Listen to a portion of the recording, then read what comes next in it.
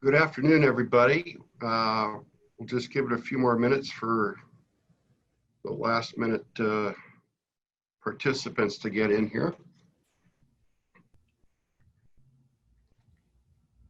Our participant numbers are climbing like a counter at McDonald's.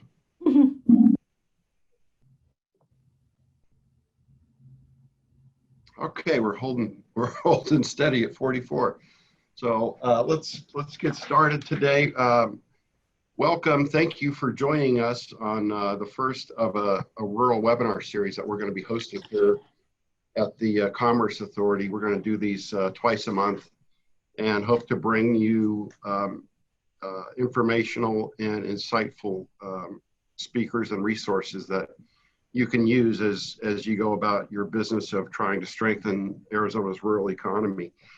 And to that end, today we have Cindy Petak. It's Cindy, or maybe it's Petak. Cindy, how do you pronounce that? I say Petak, but a lot of my family members actually say Petak, so I'm good either way. Okay, so we have Cindy Petak from the United States Economic Development Administration, or the EDA as it's commonly known. Cindy is our new Arizona representative for EDA. She comes to us after spending more than a decade at the Federal Highway Administration, or FHWA, where she's done extensive work. And then prior to that, she was at the Department of Planning for the state of Maryland. So Cindy is well versed in how to navigate programs and planning and policies within governmental agencies. So we're thrilled to have her. But before we go to Cindy, I thought I'd take a minute to show you what we've been doing here at the Commerce Authority during these COVID times.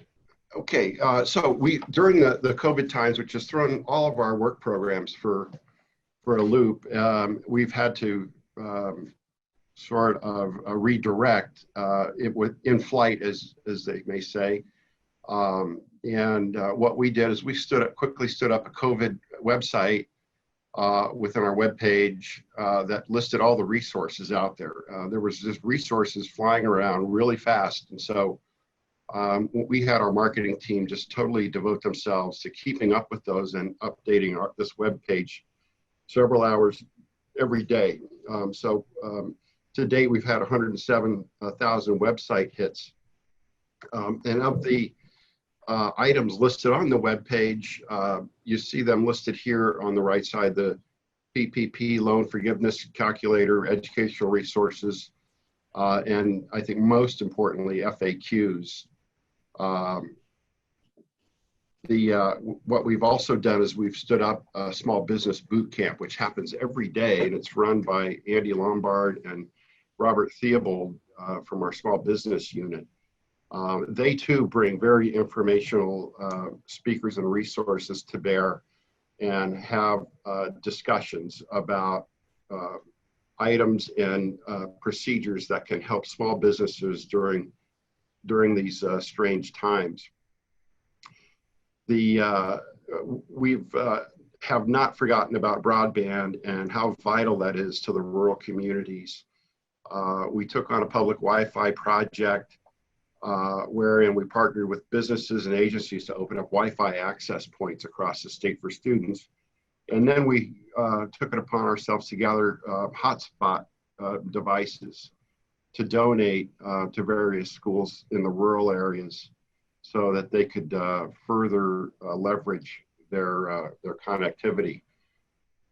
Workforce cannot be overlooked during this time, certainly. With so many people out of work, we also stood up a Returning Stronger website that has had a lot of interest and a lot of website hits with over 122,000. And then we also rolled out a rapid employment job training grant, which is has some very relaxed standards compared to our normal job training grant. Offers up to $5,000 per new employee to reimburse training expenses related to new hires. between March 1 and September 1 of 2020. And this is in addition to our regular job training grant, which offers up to $8,000 per employee in rural areas. So those are just some of the things we've been doing. And as I mentioned, we're going to be doing these webinars several times a month. We've already got the first 4 topics and presenters scheduled. So we hope you'll keep up with those and continue to join us. And then today we've of course have Cindy. So with that, I'll roll out of this and we'll get to Cindy's page or a presentation. Hello, everybody. I'm Cindy Patak. Keith, thank you so much for the introduction. As everybody knows at this point, I am the new EDR. Messing around. I'm the new EDR for Arizona. And I'm just so happy to be here. This is my 2nd month into the job. And I mean, I'm just learning every day, so I really appreciate being here. You're actually my 2nd presentation, 2nd one via Zoom too. So we're all learning. So I actually appreciate the fact that it's not so smooth, because then I don't feel bad myself, because I'm still learning as well. So Keith, I'm going to have to ask you to navigate the slides too. So just click onto the next one. Okay, so before I get started into going over a little bit about what the EDA does, I really did want to share my story because, as Keith mentioned, I am new. I did come from the Federal Highway Administration, so while I'm very new to the EDA, I've been in federal service for over a decade. And I walked in the door from the state of Maryland in the Department of Planning. I was running the National Scenic Byways Program, or Maryland State Scenic Byways Program. And I came into the Federal Highway Administration directing that program, eventually went over to the Office of Federal Lands Highway, where I worked with federal land management agencies, as well as Indian tribes. And it was really kind of that 7 years in the Office of Federal Lands Highway that brought me to Arizona on a regular basis. I think, honestly, at some point in time, I was traveling over 50% of the time. My daughter moved to Arizona, and so at that point I feel like I was just kind of setting up camp at her place. So again, after a decades-long career, I decided to move on from the Federal Highway Administration. I took this position and was on my way to move to Arizona when, as you know, we know what happened next. The economy shut down, the world shut down. So right now I'm in Baltimore, just kind of waiting till it's safe enough for me to travel to Arizona, at which point EDA's office will be out of Gilbert, out of my home office.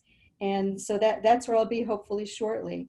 And that's basically who I am on paper, but just to let you know a little bit about who I am individually, I'm highly collaborative, I'm a creative person.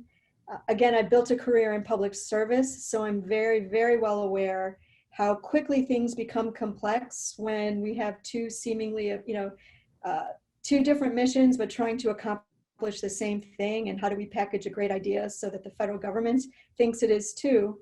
And how do we accomplish those lofty goals? So when I say great ideas keep me up at night, I'm not exaggerating in any way.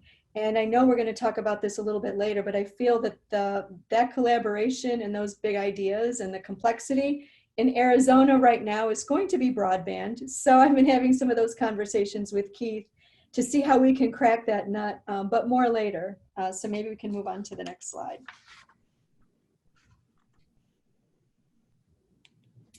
Yeah, so let me talk a little bit about the EDA and what we do, and particularly in this era of COVID, how we feel we can help you. Again, I'm part of the group that is really ramping up. As you know, EDA is broken out into 6 regions. We're out of the Seattle regional office. And just prior to COVID, we had economic development representatives that were really kind of managing multiple states. So right now, what we're doing is we now have a representative that's dedicated exclusively to one state only. I'm in Arizona. But even that notwithstanding, we're still a pretty small, nimble agency. We're the only federal agency whose sole mission is economic development. And we really have used a bottoms-up approach, locally driven, for more than 50 years. And I do feel that most of this group is probably familiar with us. We provide grants. If I might jump in, so just to be sure I understand. So you're just responsible for Arizona. You don't have other states like Yeah. California also? No, no, I do not. No, I do not. So That's I don't very know if you significant. remember, yeah, Richard Barrett, he was my predecessor, and I think he was representing Arizona for maybe 9 months after another gentleman had, served Arizona for many, many, many years. But even at the time, Richard was representing Washington State as well as Arizona and perhaps even Oregon. Wow. So as of Wow. That's now, we great. do have, yeah, yeah. So we've got representatives in every state, just one state at a time. So Richard is representing Washington State only. California actually, I believe, has actually 3 EDRs, but I think that really speaks to the complexity of the state and just the scale of everything there. So yeah, so I'm exclusively representing Arizona. Um, and as you know, we provide grants to non-federal governments, including Indian tribes, as well as nonprofits and other areas suffering from economic distress. Our focus is on job creation and retention, particularly those of higher skill, higher wage, permanent private sector jobs, as well as private investment. And the So focus, Cindy, when you mention tribes, um, do you do grants to the chapters also, or does it have to be the the overall larger tribe?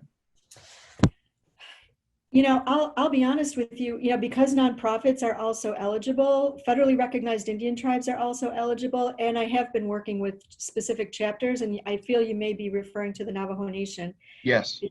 Yes, because I'm not really familiar with any other tribe as complex as the Navajo Nation that have chapters, and those chapters are effectively their own forms of government as well. So Right. yes, I do work with those chapters. I'm Great. also working with like land commissions, and the tribes also have like chapter 17 corporations.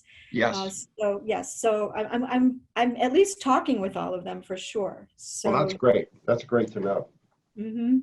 Yeah, and I do have a long-standing relationship with the tribes in Arizona, just because, again, my work in transportation brought me to those tribes in Arizona. I know there are 22.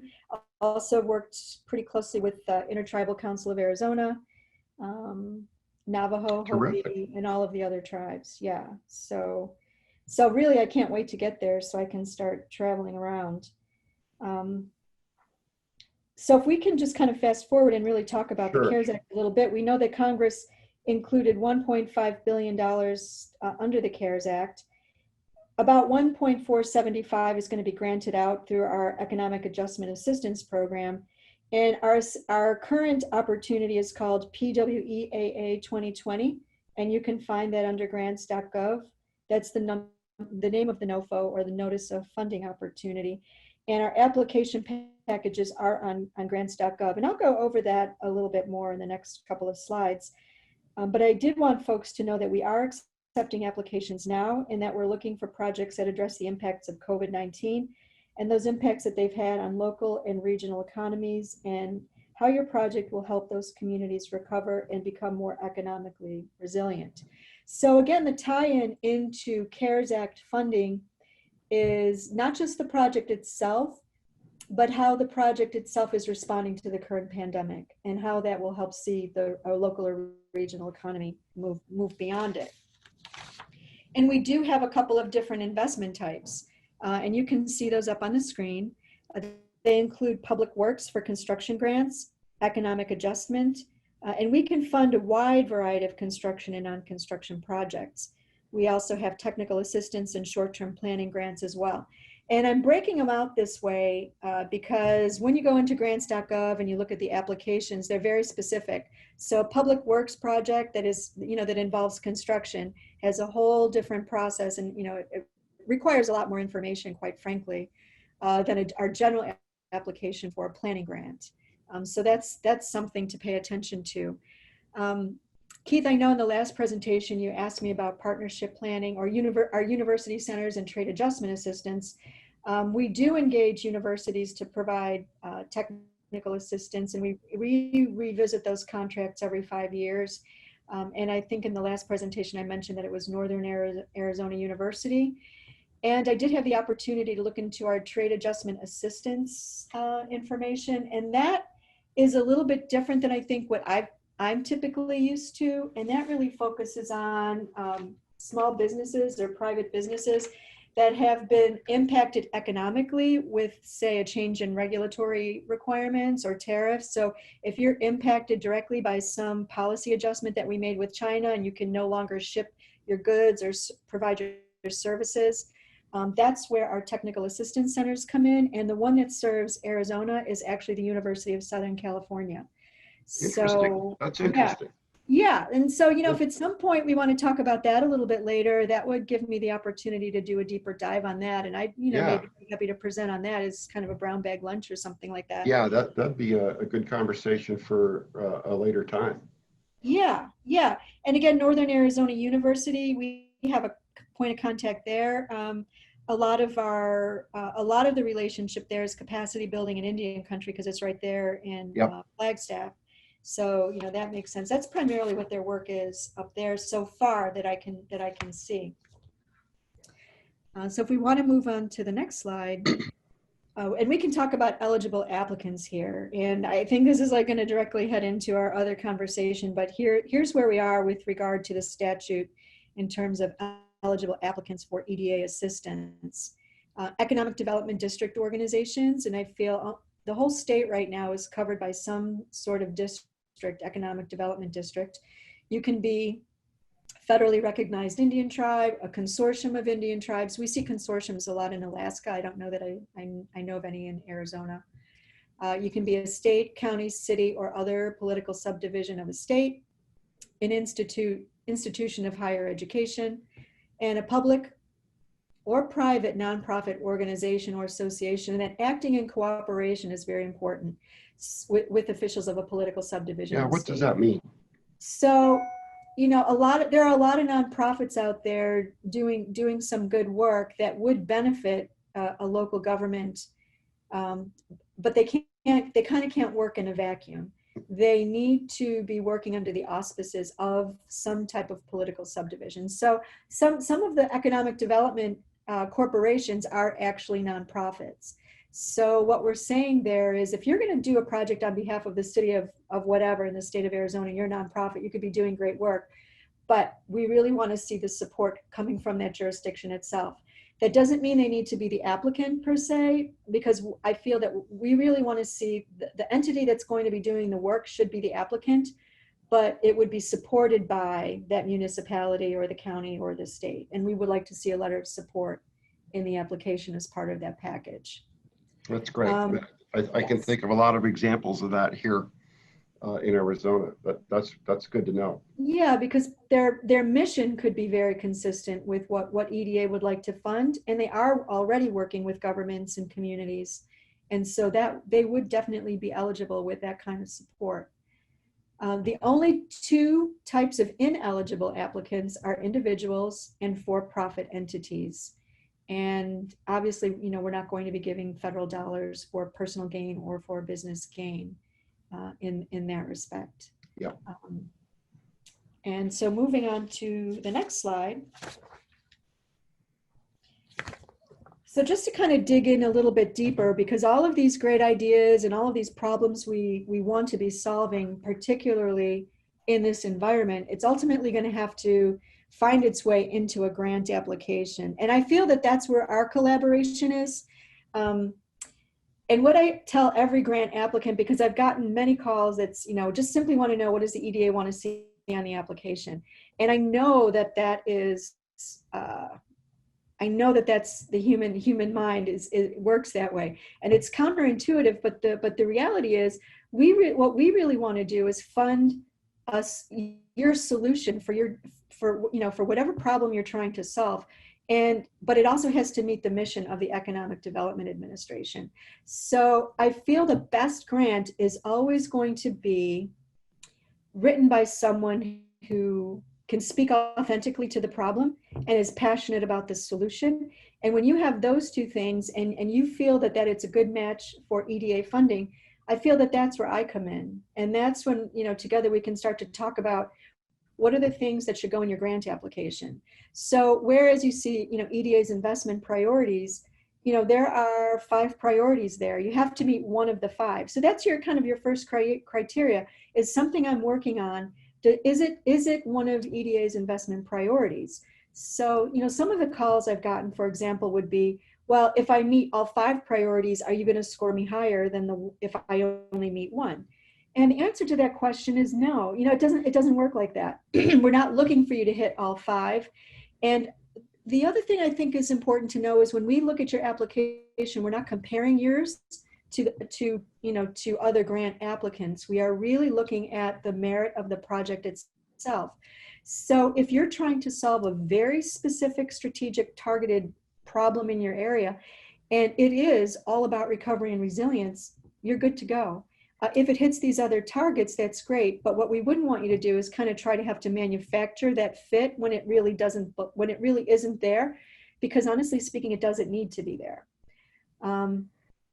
That's interesting. So my takeaway from that is look at the EDA priorities, which are listed here. Mm-hmm. You have to speak to one of those, which are all pretty broad. And then you have to speak from a position of authenticity and with passion in your application. To me, those are the salient takeaways from how to fill out a grant app for this. Yeah, because I'll have to say, at the end of the day, it's not that it's rocket science, but I think people are, once they see that application, it's like seeing that blank white piece of paper. Right. Paralysis sets in very, very, very quickly. And we tend to feel that there's some magic formula that you just don't know about.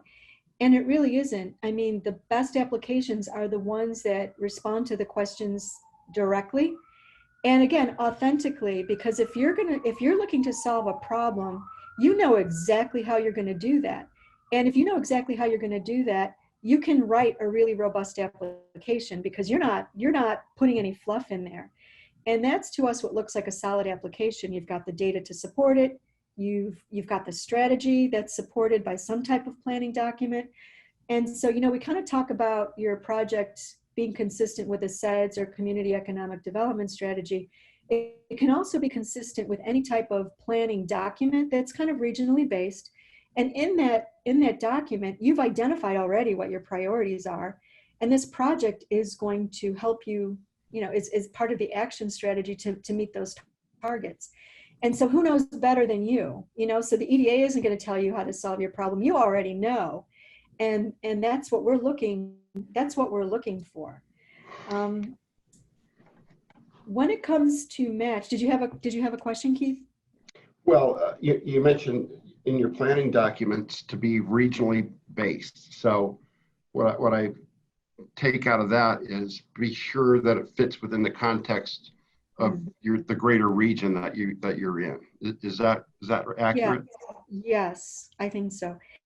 And I'm kind of a firm believer that one size does not fit all. So also, even in a regional plan, you have an overarching strategy, but you have a specific municipality in your region, for example, that maybe requires something a little different, or say just something very specific. It's consistent with this overarching strategy, but you've drilled down a couple more levels into detail that's specific to that entity, and that's important to you. And so as you see, the EDA has sufficient latitude to allow for all of that. And that's why I feel it's important that the EDA isn't going to prescribe to you what that needs to look like, but we've given sufficient latitude for you to tell us exactly what that looks like for you, as long as you hit one of these targets. And you obviously can make the case for it. And as you move into the application process, we can certainly have those conversations, because a lot of the questions like, what is an example of that? Or, what's a good example of, highlighting that, that we're meeting that criteria. And we can certainly have those conversations as you kind of go through the process. Cindy, on your up under EDA grants, the third bullet talks about the standard grant rate, and then the entire U.S. currently eligible grant rate. Can you explain that a little further? Yes, the standard grant rate of 50% is a pre-COVID world, and pre-COVID. That sums it up. Yes, and so the entire U.S. is right now considered a distressed area. And so the matching requirement has shifted as a result of that. That said, if your grant application is directly responding to a COVID situation, that's what that means. So you have to address the impact of COVID, and then your project would be in response to that, and then you would be considered the 80/20. In the worst case scenario, you can seek a waiver of even that. And that it's kind of spelled out in the NOFA with the matching requirements. And I would have to say that, the circumstances would have to be extremely dire, more dire than what the rest of the United States is currently experiencing to seek that waiver. And I will say, an example of that answers my next question is, okay, yes. How do we get the waiver?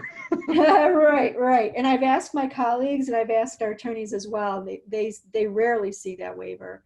Because you do really have to show that level of distress. And I will say this, that Indian tribes by definition meet that criteria. So, that kind of gives you some indication. So with regard to match, the non-federal portion, that can be hard cash match, it can be in kind. We could, at the point in time where you're ready to discuss that, we could talk about what in-kind contributions could mean. And I think the most important thing to remember is that the in-kind contributions, they tend to be staff. Sometimes they're actual property or something like that, for which you're technically not bringing money to the project. But it does have to contribute to the completion of the project itself. So say, for example, I got a call the other day, for a study, and they said, well, we just did this other study. Can we use this study that we already did as a match? No, because that was the other study. Right. It's not contributing to the completion of this study. So those are some conversations, and I know that in-kind matches can be confusing to people. But the bottom line, at the end of the day, say if you're contributing staff time, we're not going to put in your annual salary, but you're going to have to identify, say, 50% of my time for the next 6 months. I'm going to be working on this project till it's completed. And then you're going to do that calculation. What is your salary for the next 6 months, including fringe? And then that's the portion that you would seek funding, or that's the portion you would be contributing. That would have cash value in kind. Makes sense. Makes sense. And at the same time, if you're requesting funds for your salary for the next 6 months because you're going to be dedicated to this project, that's how it would be reflected in your budget request as well. Okay. I feel some of these could be whole separate topics entirely, sure. But that's just to me like a rule of thumb. Yeah. So next slide. Okay. So, again, the two types of awards that we do are construction versus non-construction. Here are some examples of the construction awards that we've made. And if you go through the NOFO, the only cap on the NOFO for requesting CARES Act funding is $30 million, which is completely at odds with my first bullet here of generally awards are hovering between 1 million and 3. So I hate to burst everyone's bubble right at this point, but it's based on, it's competitive. And now with COVID, the volume of applications has increased dramatically. So obviously we do have an obligation to fund as many as we possibly can. And so when we say generally, this is what it's trending. So that 1.3, between 1 and 3 is reflective of awards that are less than that and also more than that. So, and also we have to think of our neighbors. So whereas I don't know that I would recommend walking in with a $30 million request. I can't tell you not to. But what I would also say is don't cut yourself short either because you think we're not going to award you any more than $3 million. Because I think one of the biggest setups that we can do, or I see applicants do, is they're afraid to ask for too much because they think we're not going to fund it. But what we're really going to see is you've just put in a project for which we know you cannot complete based on what your request was. We know you can't do it. So if you're cutting yourself short, that's not necessarily success wrapped up in an application package either. So, again, there's a balance there. If you need 5, you should ask for 5. If you need 7, and you should ask for 7. And then, just follow it up with all of the details that we're asking for. Question on that. In the event EDA runs low on money and somebody is asking for 7 million, would EDA come back perhaps with a suggestion of a lesser award, say 6 million or 6.5 million? What I've seen so far, and as you know, I've, put myself out there, this is my second month, so my breadth of experience. But you're doing great. Thank you. What I see is they're not going to shortchange you $1 million because they don't have enough money. While that could be a contributing factor, I think they're more likely to partially fund you based on something that they saw in your application. Like, for example, you might be asking for 7 million, but what they see in the application is $6 million worth of work. I see. So 6 million worth of eligible work. Yeah. What I haven't seen is a project that's going to legitimately cost you 7 million, but we're only going to get you 3.5 and leave you hanging for how you're going to get the other 3.5. Okay. That's a losing proposition for both parties, and I haven't seen that. Got it. Also, what I have seen is the process is iterative enough. So say that, and I feel as we get closer to the finish line, these kinds of conversations may occur, more likely to occur. Hey, you've asked for 7, we don't have 7 to give you. What could you complete with less, such that you might complete a discrete task? So you're not left hanging completely. There's at least something you can accomplish. Wow, that's really great. I mean, coming from the federal government to be so flexible like that. I can tell you, I didn't see that with the Federal Highway Administration. It's like what you submit is what we're reviewing, period, so there are definitely conversations that do occur, and I've really appreciated that, because as the representative, that allows me to have the ability to collaborate with you and really work with you as more of a partner, sure, as opposed to a funder, in which it's really about can and cannot, what you can and cannot do. So again, here are some of the things that we fund, and I know you guys are interested in broadband.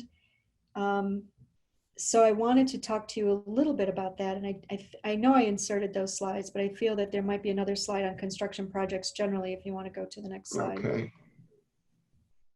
Yeah, so here are some more of the construction. The intent there, obviously, of the construction jobs is to create or retain permanent higher skilled or higher wage jobs. So, and to spur private development and private investment. So what that really means is that's what you're going to have to show in your application. How does this construction job or this public works job different than just, say, a typical public works job that just needs to be done? So what you're going to have to do is link it to workforce development. And you're going to have the data to support that. So if it's intended to spur private development, maybe you have some studies or some stats like the Department of Labor where they've identified gaps in the workforce. Now you see what those gaps are, and you see that your area is kind of ramping up to identify, train, and place those individuals, and this project will contribute to that. So at the end of the day, you're going to have to show us some pretty good documentation that that's likely to occur. Obviously, no crystal balls, and they're all projections, but it's likely to occur because you've got letters from businesses, you've got some market-based analyses that show that. Past performance, I feel that past performance is less of an indicator than it ever was, really, because past performance is pre-COVID. But anecdotal evidence to me in these last 6 months in a COVID environment, if you can see how the business arena has shifted and changed as a result of COVID, and you want to build on that, or you have to pivot or adapt, and you can see how that's transpiring and you want to build on that, I feel that that's also evidence as well. And I have talked with folks that right off the bat, they saw how their environment changed and they're trying to address that, and it's going to change the way that they're doing something. So what I'm hearing is, for the applicants, don't count the construction jobs of the actual project. Is that right? Yes, exactly. Yes. Gotcha. And then the second part of that is contribute it to something that's likely to occur and demonstrate that through either market analysis or letters of interest or something of that nature. Exactly. Yeah. So, just to share a little bit, I was kind of reading somebody's just kind of like their pitch, and I read their whole pitch, and then it said, we're going to go into manufacturing. And I just thought to myself, wow, that's the first time, 10 pages in, it's the first time I've seen anyone talk about manufacturing. So my question would be, why manufacturing? It's like, how do you know question. And Mm, I think when you're writing a grant, that every once in a while, just say, how do you know? that's a good piece of advice. Yeah. And I feel like 9 times out of 10, you do know, but also you have to keep in mind that the person reading in the application will not know. So it tends to be, what I've understood over time is, it's the people who are writing these things are just in the weeds so much that their point of departure is at a different level, and they know the how do you know, but they have not articulated it because it seems so obvious to them. So it's a Um, forest from the trees kind of thing. exactly, Gotcha. exactly. Now, is there a cap on construction awards? Well, there is no, the 30 million is the cap. Okay, okay, So the typical gotcha. award is between 1 and 3. That said, I think we all understand that infrastructure costs a lot of money. Um, but also, I think it's important to keep in mind that, we're also looking at public funding as a catalyst for private investment. So if, say, that 1 to 3 can, can, I don't know, construct an argument for some other type of investment that typically maybe wouldn't be your typical funder, um, that might be an approach, because I know some of these are pretty high ticket items, some of these projects, and the competition is real. So that, again, that's a balancing act. And I know at the end of the day, some of the projects that we're looking at, they're just going to have a higher dollar amount. So I can't honestly say how that's going to shake out. I really, Gotcha. yeah. Okay. A little bit farther down, you say it's important to document the job creation and the private investment. Is that speaking to the post-project reporting requirements, or is this on the application? This is on the application itself. Okay, So even for a planning project, say it's a master plan or a feasibility study, those that product itself isn't the job generator. What we want to see there is that once you do the feasibility of a development, once that development occurs, it will start to create those jobs. And then that's the gotcha. how do you know question. We're looking at manufacturing because we know this, and this to be true. And that makes sense. So that could be based on a market analysis or letters from businesses.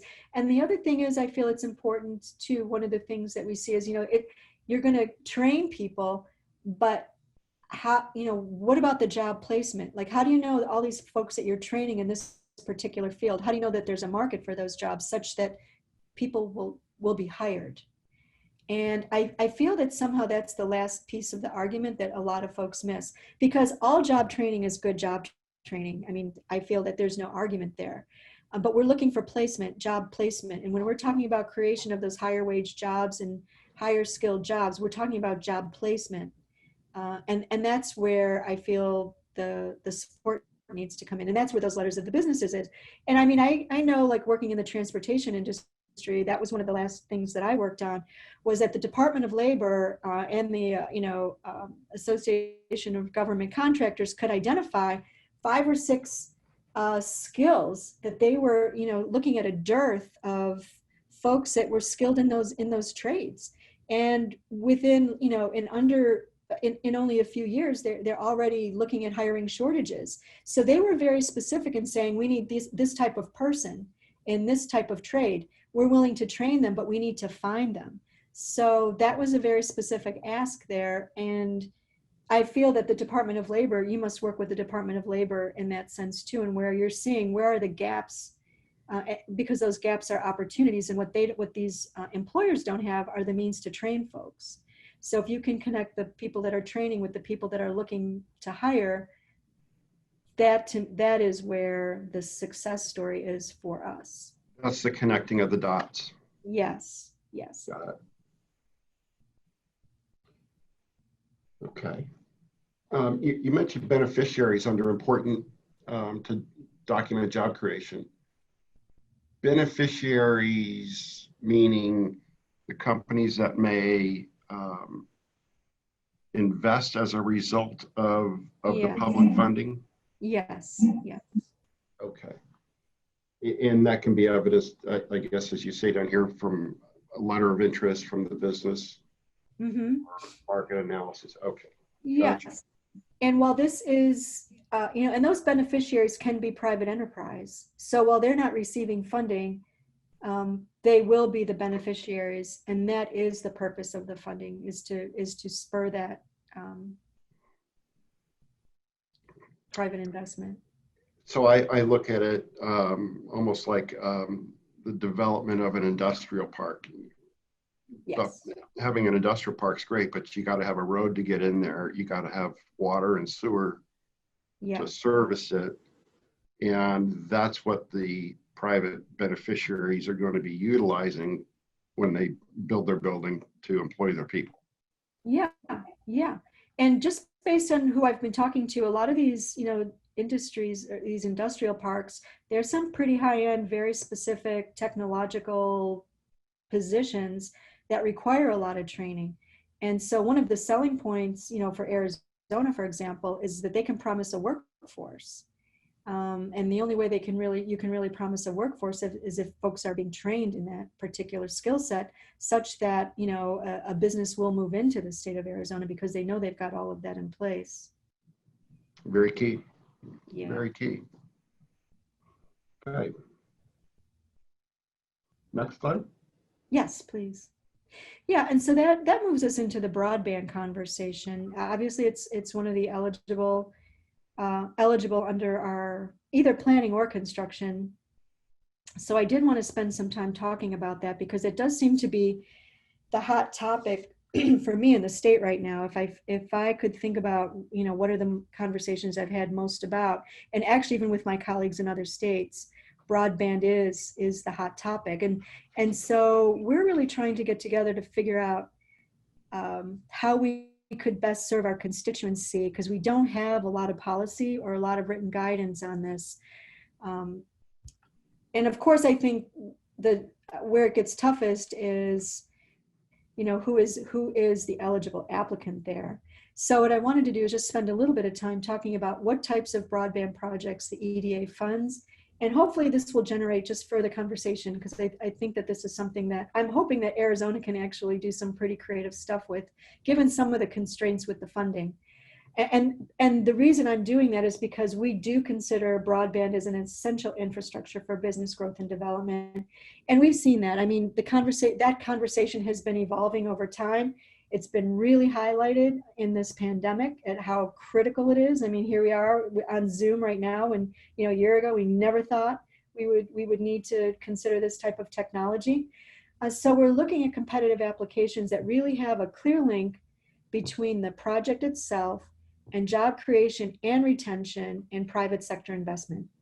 And the folks that I've been talking to so far, particularly when we talk about rural communities, that's exactly what we're talking about. The only way for people to consider living in a rural environment or be able to kind of sustain themselves in a rural environment is if they have access to broadband, because right now, broadband and jobs are almost one and the same at this point, because we're not going anywhere.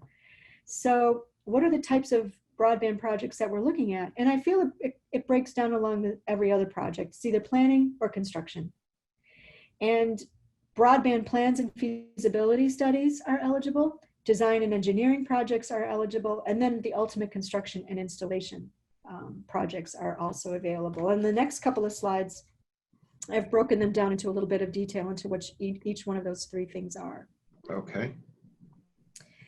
And I don't know where everyone is, and I know, Keith, that you've got a broadband task force, so you guys have probably been thinking this through maybe even way before COVID, but in some cases, I think that people are stepping up to the plate because they recognize now how critical broadband actually is for business moving forward, where maybe this time last year, they weren't necessarily thinking in that way. So I think it really, the planning of broadband and how that's going to actually be implemented in your community becomes absolutely essential. So every project needs a feasibility, needs to be feasible, achievable, and a clear path to success, measurable outcomes, positive return on investment. And we know how difficult that is. And so in that sense, it's no different than any other project. I feel where there are some economies of scale to be considered, are, you know, this whole dig once concept and the ability to do a broadband project in tandem with any other type of project in which digging is involved. And this is where my colleagues at transportation come in, because I've talked about a few, you know, few folks that are interested in doing other types of infrastructure projects, at which point, once you're going to start digging, you know, you may add broadband to the mix because that makes it potentially more economically feasible. That said, it becomes a logistical issue as well. And so those are the things that need to be taken into consideration, which is where I feel good planning comes in, whether it's long range transportation plan, whether it's, you know, water, wastewater infrastructure, to have those conversations at the same time, or to bring those folks in when you're talking broadband, or hopefully to let the water and sewer people or the transportation people know that that's on your radar, that when a transportation project comes up, can we talk about broadband? Those are really good conversations to have. So the EDA can fund a broadband plan through its technical assistance or economic adjustment assistance program. And then again, what we're really talking about is linking that project. It's not just an infrastructure project at that point, but it becomes a project to create jobs. And I mean, again, I feel that that's a direct match when you're talking about a rural community, because to me, that's where sustainability is going to come from in the 21st century. For sure. And I think that there's been plenty of market analyses and studies done that demonstrate the nexus between broadband and job creation and economic growth. And the word that really stood out to me that you mentioned in this is, how is it implemented? Mm-hmm. That's the key. I think everybody knows that it's a necessary thing, but how do you get it implemented?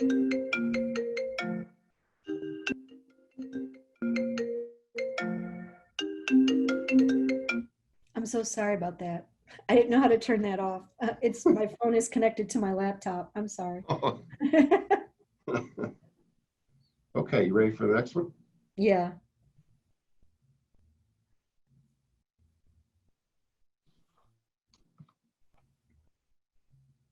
You there? Yes. Can you hear me? Okay. Yep. Go ahead. Sorry about that. I can't see the slides. Oh, really? Yeah. Okay, here I am. Here we are. Nope.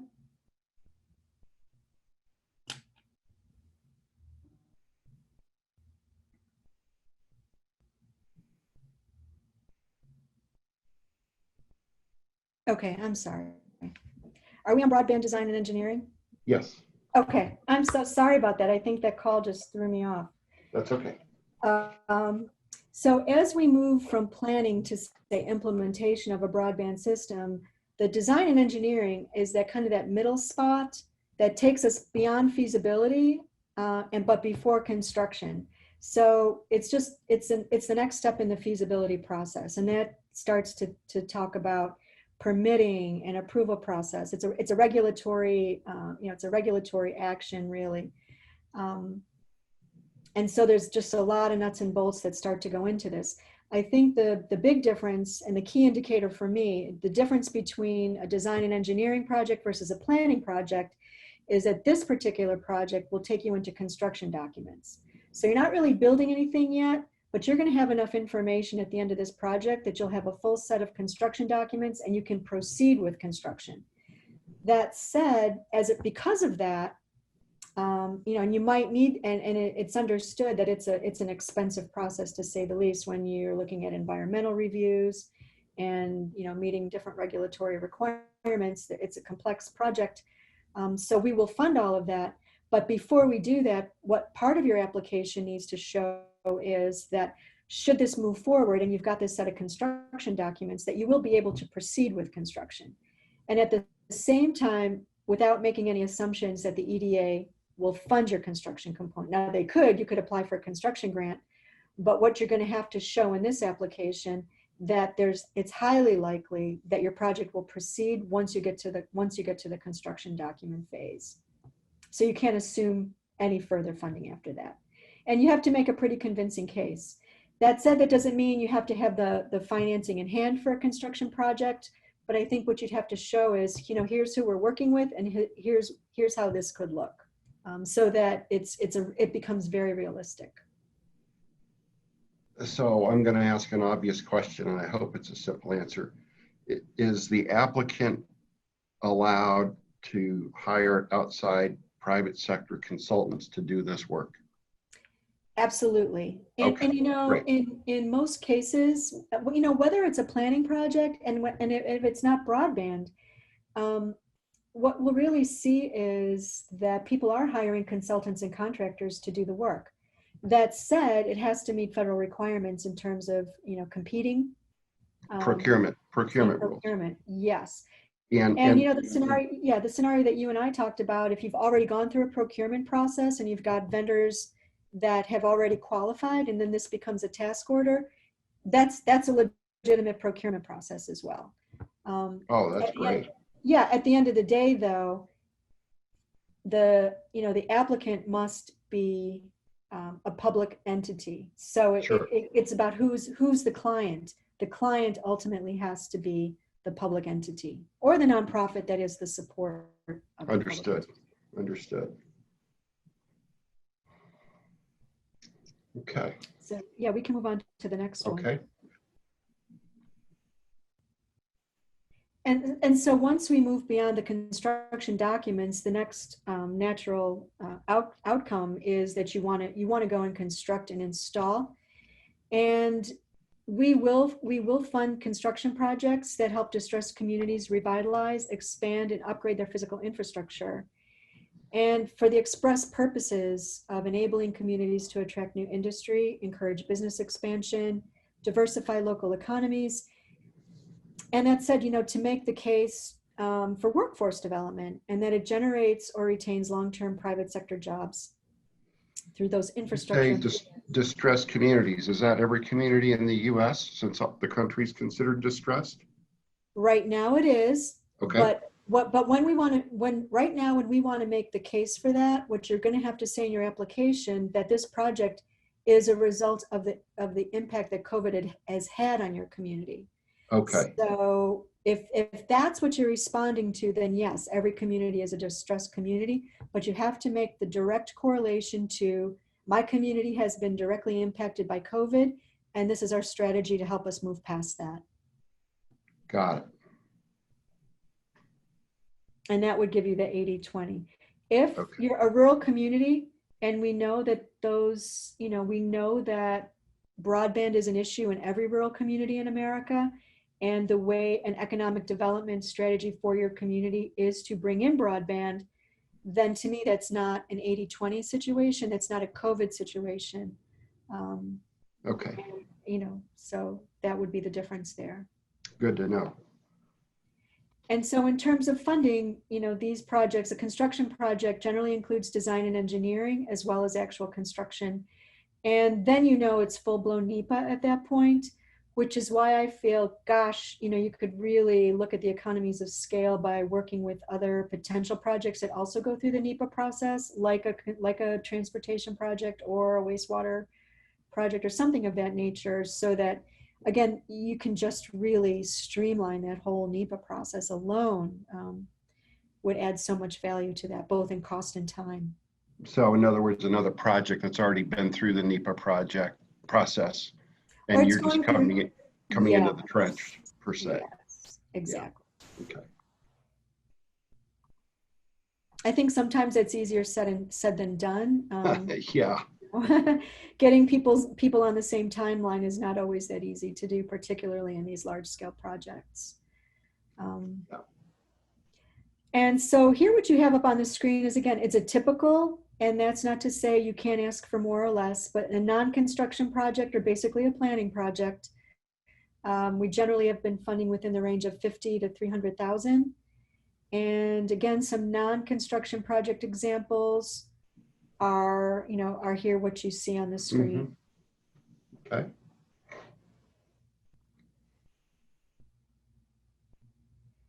And so at the end of the day, again, this entire conversation basically filters in down to what do I have to do to create a successful application. And first and foremost, the applicant has to be eligible, and we've kind of gone over that. So some of the things that we've talked about, private enterprise, even as a pass through, if a public jurisdiction is the applicant and it's passed through to a private enterprise, that is also not considered an eligible applicant. We've talked about different types of economic distress criteria. The other one I guess I'll mention is the opportunity zone. Opportunity zone is based on census tract, so I feel it's always a good thing to see to what extent you're located in opportunity zone. I feel that that's an 80-20 match scenario as well. And that's regardless of COVID. That's separate and apart. Right. And at the time of your application, you have secured matching funds, which means that at the time of your application, if you've got, say, $100,000 match, you're going to have to come from an appropriate authority that says those funds are authorized for use on this project when the time that funds become available. And so you've got to show that through some kind of documentation, in other words. Yes. Okay. Yes. And that is that the funds are earmarked, but not necessarily readily available at that moment. So, Right. in other words, if it's next fiscal year for the jurisdiction, Mm-hmm. And the council's willing to commit to the project and make those funds available next fiscal year, that's okay? Yes, and we're slowly approaching the end of the fiscal year, so yes, I think we're going to start to see more of that. Great. Yeah, so a typical letter that I've seen is from a city that says, the council voted on this, we have budgeted it, and yes, so if we're funded, we're authorized to spend the money in this way. Super. It's coming from a city administrator, so. Mm-hmm. And then, we've talked about it aligning with a comprehensive economic development strategy, or CEDS, but again, that could also be some other type of planning document. So if you, for example, have a statewide broadband strategy that you're plugging into, or there's a regional broadband strategy that is, consistent with the CEDS or something like that, that's also something we would take a look at as well. And in fact, actually probably is more relevant in something as specific as broadband. So we would look at all of those types of documents as well. We've gone over the investment priorities, and again, it's one or more, and we mean that very sincerely. Doesn't have to hit all of them, but just at least one. And then likely to help the area's economy, and I think we've spent a lot of time talking about that, whether it's a construction project or a non-construction project. And again, when we talk about those non-construction projects, understanding that the plans themselves are not the job creators, but they're the plans for the projects that will be the job creators. And, more than letters of support, I know we get a lot of letters of support, but support really from our perspective is really the collaboration. And that collaboration is, people that are, or groups and organizations that are showing a vested interest. That is really the best form of support that we can see. So whether it's people volunteering to do particular things, or obviously matching contributions, or just the outreach, and you're going to engage multiple partners throughout the process. That's the type of collaboration and partnership that we're looking for. And then, of course, that catch-all, meeting all other EDA and FAR requirements, right? When we didn't get you on all the other ones, we'll hit you with the last one, right? Because it's you got to have that, right? But I do want to just spend a little time talking about that, because when we look at a project itself, we're also looking at the organization and their capacity to implement. And that falls under a different set of regulations, but we want to make sure that you can do it. That you have the capacity to manage federal funds. That if you've applied for a dozen projects, that you can, should they all be funded, that your organization can actually manage a dozen projects. So kind of things like that. And then there's the reporting requirements and things like that usually would end up in your program or project agreement at the end of the day. So you've probably seen some form of those, and it would be nothing. And we're kind of talking about the same thing in that regard. Okay, good. Crossing the T's, dotting the I's. Sure. So, yeah. So just to recap, with regard to the CARES Act, that we do have $1.5 billion. I know that, Congress is talking about now whether or not they're going to add to the pot. I really can't say for sure. I feel that things have not changed substantially, that we'd like to think that there's going to be more money, but again, we don't have a crystal ball. So for now, we're operating with the 1.5 billion, and that you can find that opportunity on grants.gov under PWEAA 2020. That itself, so the CARES Act funding was really just a supplement to our existing appropriations specific to the pandemic. But all of those other sources of funding that I mentioned, they've always been there. They're part of EDA's funding portfolio. So those are all things that we can talk about. With regard to COVID, right now we're accepting applications and are looking for projects that address impacts of COVID specifically, and the impacts that they've had on local and regional economies, and what your project will do to help alleviate that. And honestly, looking for innovative ways to do that. And again, I feel that the regulations and everything written in the NOFO, it does give everyone the latitude to come up with something creative. So even if we've never seen it before, but it hits all of our targets, we'll certainly entertain it, and actually would love to see some of those. And we're getting a lot of applications in. I know that folks are starting to get nervous whether we're going to run out of funding before your projects come in. And I don't know the answer to that question. But I will say strategically, what I would offer is I would spend more time making sure the application is solid, so that when it does come before the investment review committee, that they have a few questions, not many, so that you're not in a position of having to rewrite the application, because that just adds to the time. And it formalizes a process that I think up until you submit that application is very informal, with dialogue such as we're having right now. So if it goes before the investment review committee, they have 3 questions. You're going to wait a couple of weeks to get the letter back to tell you what the questions are. And then you're going to have to take more time to address their questions. It's going to have to go before the investment review committee again. And it just goes on and on and on. So my recommendation would be that we work hard together to get a really sound package together that really does what you'd like it to do. And from my perspective, it hits all the targets of a sound application. And then we click submit. And they may have some questions, but they're not going to, they're not going to knock you down, so to speak. Hopefully they'll just be those small details that you can address very quickly by amending a form or something like that, and then we can move on, And that's where I would like to work closely with everyone here to get those really good, solid projects and get the money flowing into the state of Arizona. So the $2 question is, how long does the investment review committee take to get back to you? Well, gosh, let me tell you, before I got here, when they told me the number of projects they would look at a year, it was almost laughable. And I know they think so too.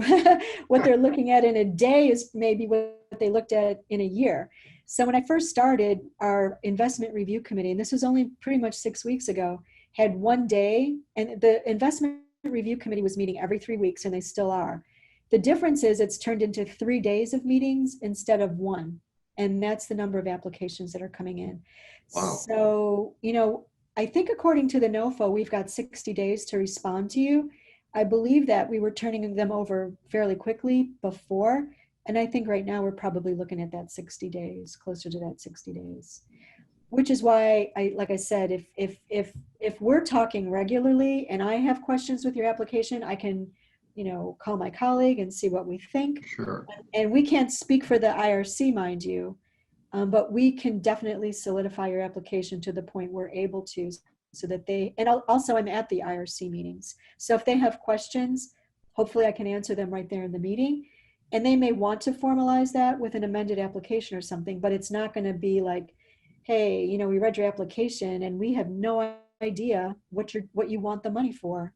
That would break my heart, because I feel like I wouldn't have done my job well. And But there are some applications that they say, we can't connect the request with the narrative, and we don't want something like that. Sure. And a lot of times it's simply because, as you say, you're in the weeds when you're writing it.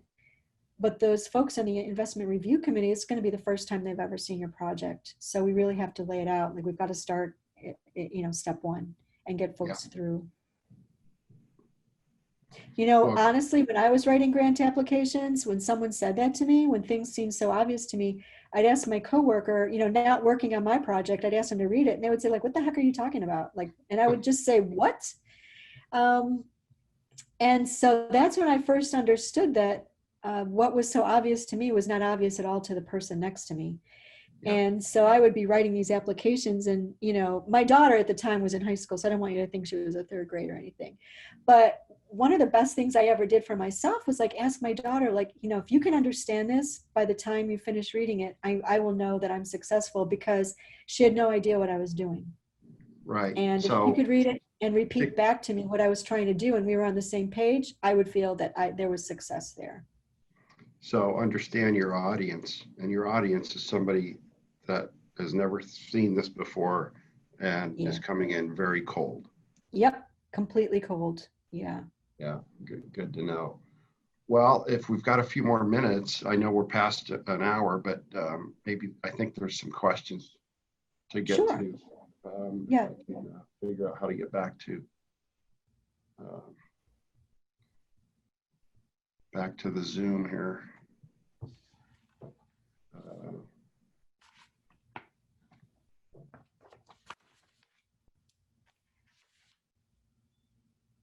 Stop share. How's that? There we go. Okay, wonderful.